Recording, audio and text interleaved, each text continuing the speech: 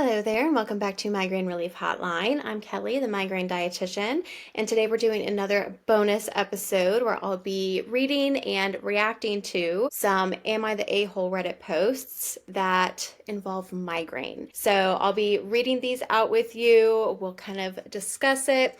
And then I'd love to hear your thoughts as well in the comments. So make sure you leave me whether or not you feel like these people are the a-hole or not. Okay, so our first post today is, am I the a-hole for telling my wife that she's not coming to any concerts with me ever again? Okay, let's see. So they said, for clarity, we've never actually argued about this, and it's mostly a forgotten issue, but every time we go to a concert, she gets very sick. This isn't really an issue anymore, but why not argue about it? They said she suffers from migraines, and I'm not sure if that has anything to do with it, but I'm sure the loud bass affects her somehow and makes her physically ill. The last 4 times we've been out, she's ended up with her head in my lap, vomiting profusely. Aw. And they said these are outdoor events, while I sit and miss the show. The last gig we went to see was Elton John. Wow, that's exciting. It was his last tour, and he definitely won't be back as he's nearly 75 years old. The support act played for an hour before Elton came on, then 15 minutes into the gig, what I expected happened. I know it sucks for her because she's not having a good time, but I told her the next day that we're not going to any more concerts together. I know it's not your fault, but what's the point when we spend X amount of money and both have a terrible time? Next time you can go with your friends and I'll go with mine. It's on their heads now. Okay. I agree that your wife probably doesn't need to go to concerts anymore, or at least not for a while, right? Because it sounds like it's affecting her pretty negatively. This is something I see a lot with my migraine clients, and of course I've experienced it myself, right? So if you're really sensitive and your threshold is low, then you're going to have a rough time. Now, there are some things that you can do to help navigate this, like noise canceling headphones, and even like talking to your doctor about treating before you go, just in case, like taking your meds before you go to the concert, hydrating, electrolytes, avoiding drinking at the concert. There's tons of things you can do.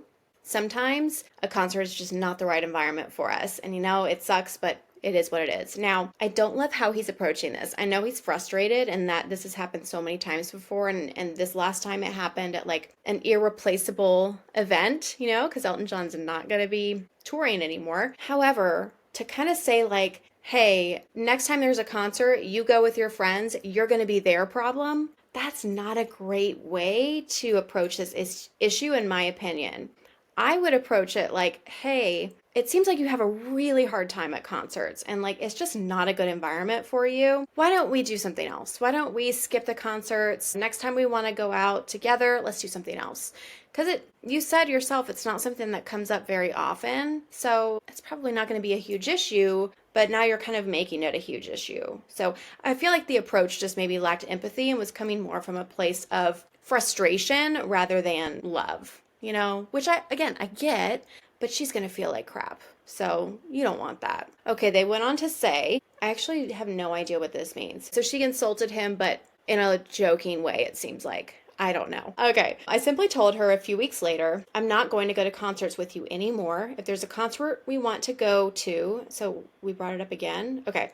Sorry. They said, I'm not going to concerts with you anymore. If there's a concert we want to go to, then you can go with friends. I'm not wasting all this money anymore and sitting behind a building while you puke. If you want to go, then just go, but not with me. Yeah, I hate that approach. And so he's had time to think about it now, and he's still approaching it in a jerky way. I don't love that. Okay. They said she laughed again but called me an a-hole. Yeah, I probably would too. And seemed genuinely annoyed, but I explained to her rationally and reasonably why. Did you?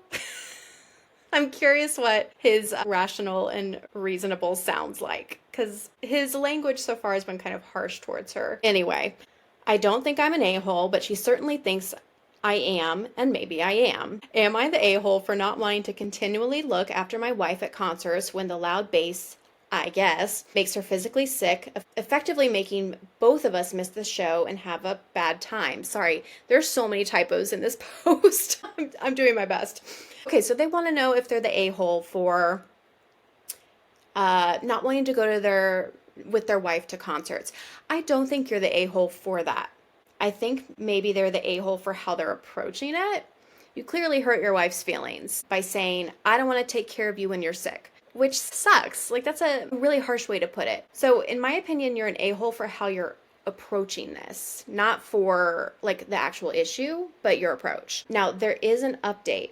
So, I'm going to read the update and then I'm going to read some of the comments. But I also want to hear from you. Do you struggle with concerts? And do you feel like it's the noise? Is it the bass? Is it just the general environment? Like, what is it? Because it's funny they're mentioning the bass. I mean, the noise itself is probably an issue, right? Because most of us with migraine are sensitive to sounds. However, I know I personally have a really strong physical reaction to loud, intense bass. So it's funny he brought that up. And it's not even necessarily a migraine reaction, because he's not mentioning that she's getting a migraine attack. He's just saying she throws up. So I wonder if maybe there's even something else going on here. Now, she may be experiencing a migraine attack, or, she may have migraine that doesn't come with head pain. That's always a possibility as well. But I know for me, like, if there's really loud bass, I will start to cry. And I cannot control it. And yes, it is very embarrassing. It's happened to me at a concert, and it's happened to me at a range, like a pew range. And I hate it, but I have no control over it. It's a physical reaction. So that's very interesting. But anyway, let's read their update. Okay, they said, after some research and visiting a few specialists, the diagnosis is cyclic vomiting syndrome.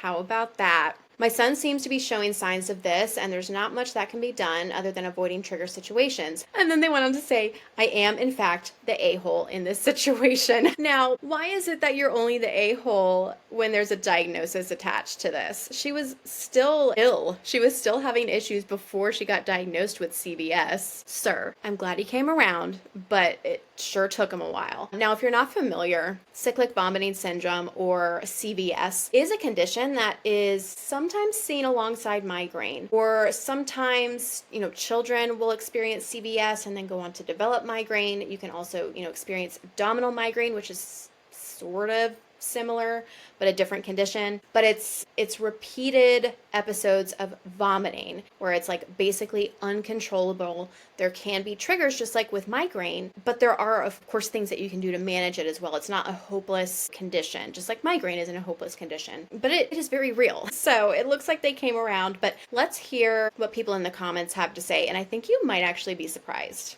Okay, so the first comment says, not the a-hole. I suffer from migraines and wouldn't even waste my money buying tickets if it was a trigger for me. And if my SO, significant other, or any other person wanted to go alone, that makes perfect sense to me.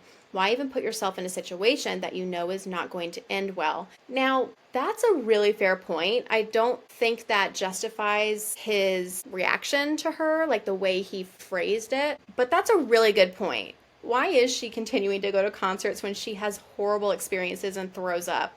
She probably really loves concerts. She probably loves music. I bet she at one point was able to go to concerts and now she can't. You know how it goes. But the OP, actually, the original poster, responded to this and said, to be fair, it doesn't always end up that way, but 8 out of 10 events we've been to have ended like that. Oh, interesting. Okay. She recognizes that's some sort of issue, but like I said, I don't want it to be my issue when it's something we've been looking forward to, and that I'd rather go without her. Again, sorry, so many typos. I have a problem, and maybe this is a me issue. I have a problem with this phrasing of, I don't want this to be my problem. This isn't my problem. My dude, this is your wife.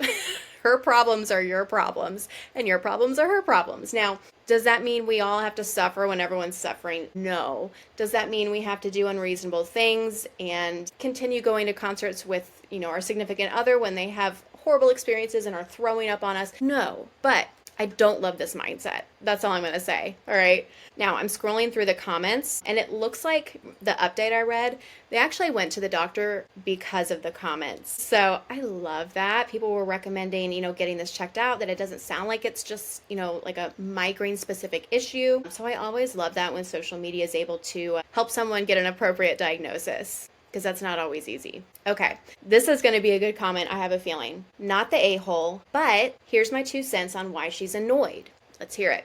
I think you just worded things badly. Yeah, I agree. Instead of saying you won't attend any more concerts with her because it'll be a waste of money or opportunity, maybe if you empathize with her health instead, it would make more sense to her. In her mind, it might sound like they only care about attending the show. I can be sick as long as it's not nearby. Yeah.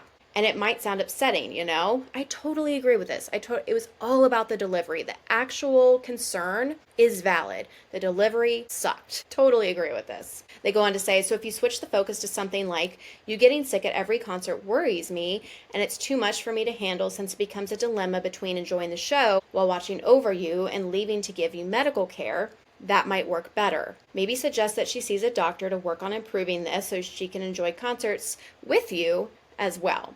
This is much better. Now, it's almost like, hey, can you please manufacture that you care about your wife, please? I think I'm being a little bit harsh. But the OP responded, not gonna lie, I word everything badly and you're most likely 98% correct. I came across very rude, but it's not my intention. I'm just crap at stuff like that. So at communicating. Okay, I get it, but maybe we should work on that. Here's an idea. Your wife can work on her throwing up, which actually she did, right? She went to the doctor for it. She's done that. Maybe you can work on your communication skills so you're not upsetting your wife. Okay, maybe we can both do some work here. Okay, just to mix it up a little bit, here's someone that said, you're the a-hole. Post has me leaning that way, but thought I'd land on not the a-hole, but damn, a lot of your comments solidified the a-hole judgment for me. Oh, interesting. Let's start with some a-hole points in the post itself, and they copied a point about exactly what I said, where the husband's saying, like, will you just go with your friends next time? It's their problem. They quoted that. There's already a couple things here. The point is that she likes concerts and wants to go to them.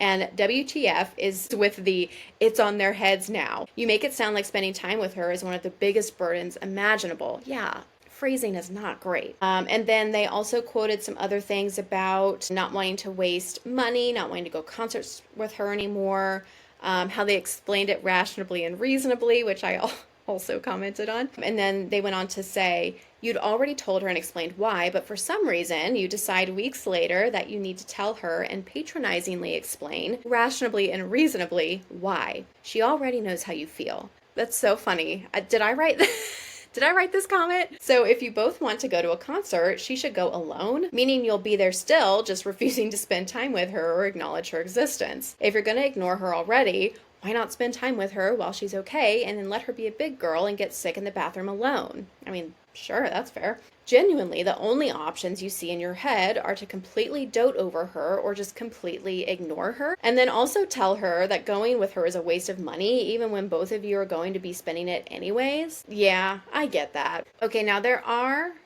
some you're the a-hole comments. You're the a-hole. You know there would have been so many nice ways to talk to this about your wife, and you chose an incredibly douchey way to put it. You're not an a-hole for not wanting to go to concerts like this. You're an a-hole for how you went about it. Yeah, see, I think there's a general consensus here that he's an a-hole for his communication skills, not for not wanting his wife to be throwing up at concerts, right? So let me know your thoughts about this in the comments, and let's see if we have time for one more here. Okay, here's one. Am I the a-hole for saving my migraine medication for more important occasions? Oh my gosh, I know we can all relate to this, so let's see what they have to say. I've suffered from chronic migraine for years to the point of being bedridden for 1 to 2 days at a time, multiple days a week. Oh, girl. Life has been hell because I feel like I couldn't plan ahead for anything. Party on the weekend, vacation over the summer, day trip to the city. None of it was ever really in the cards because if a migraine hit, I would be down with ugly symptoms like pain, vomiting, vertigo, light sensitivity, etc. I know, we all understand that. That is the worst feeling when you feel like you can't plan anything because you can't predict when an attack is going to come. You know, I definitely feel her there. Within the past 6 months, however, my neurologist and I have found a combination of meds and techniques that have given me my life back to an amazing extent. Oh my gosh, congratulations. This was a year ago, but congratulations. That's fantastic. My headache days have been knocked down by half with just one medication. And when I take the as-needed medication, it'll remove about 50% more, leaving me with 1 to 2 migraines every 2 weeks or so. That's fantastic. The 2 meds in combination are both available and affordable to me through their prescription copay assistance programs.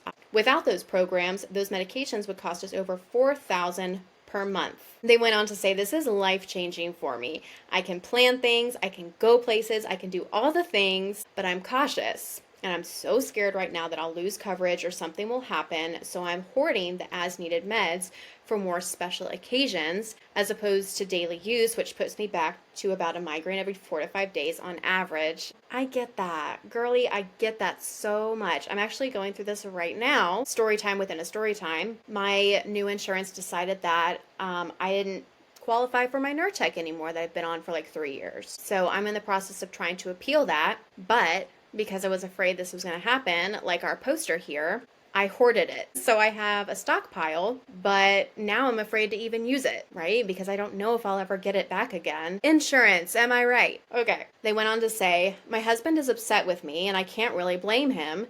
He's been putting up with this crap as long as I have, and he wants to enjoy all the fun things too. He genuinely wants me to just feel better, but I know if the financial aid stops, so do the meds. Right back to ground zero. My logic is if I'm half better with the first medication already, that's a huge improvement over the past few years. It allows me to do most of the daily things that most people take for granted.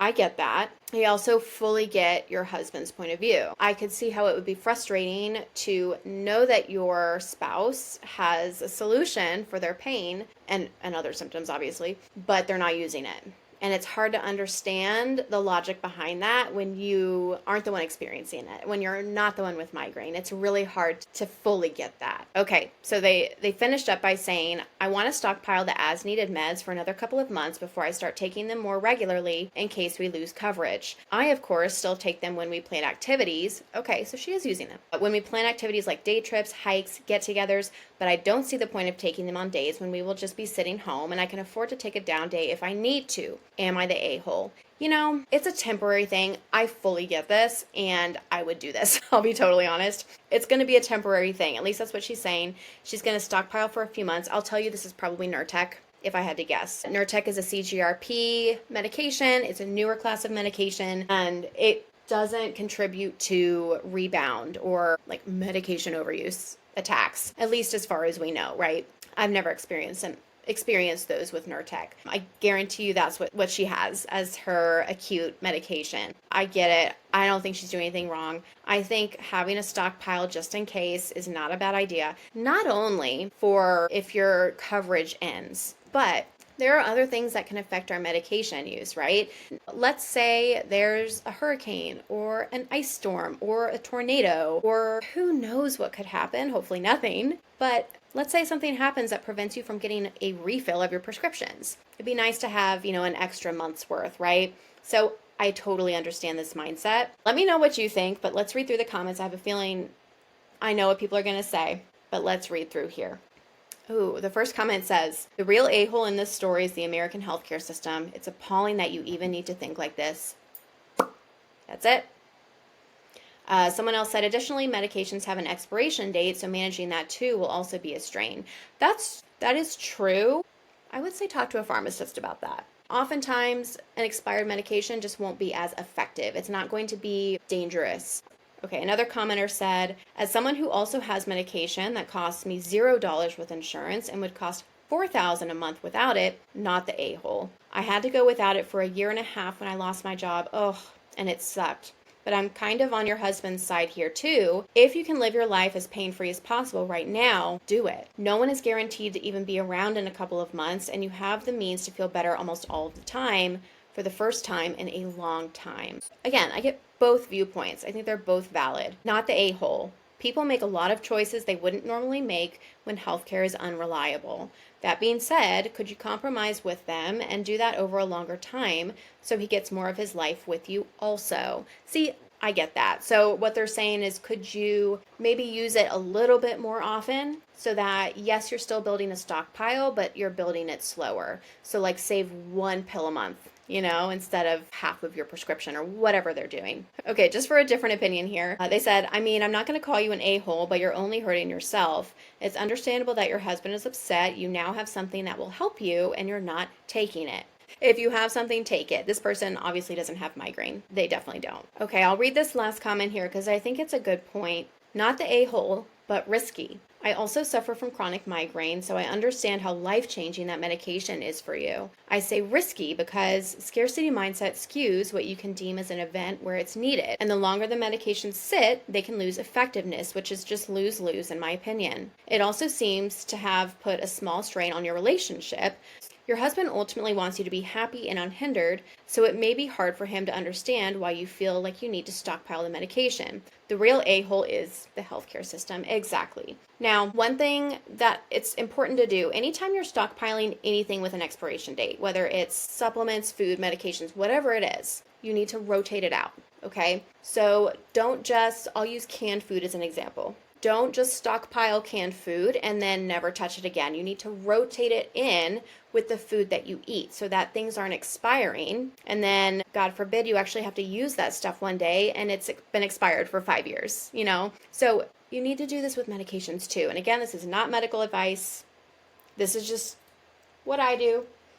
But I rotate out my medications in my stockpile, in my emergency pile, okay? So things don't expire. So let me know what you think about this post too. If you think they're the a-hole, if you think the husband is the a-hole, maybe no one's the a-hole in this situation other than healthcare. And I'm curious to hear what you have to say, all right? So let me know if you enjoyed this episode. This has been another special bonus of Migraine Relief Hotline, and I will see you on the next one. Bye, y'all.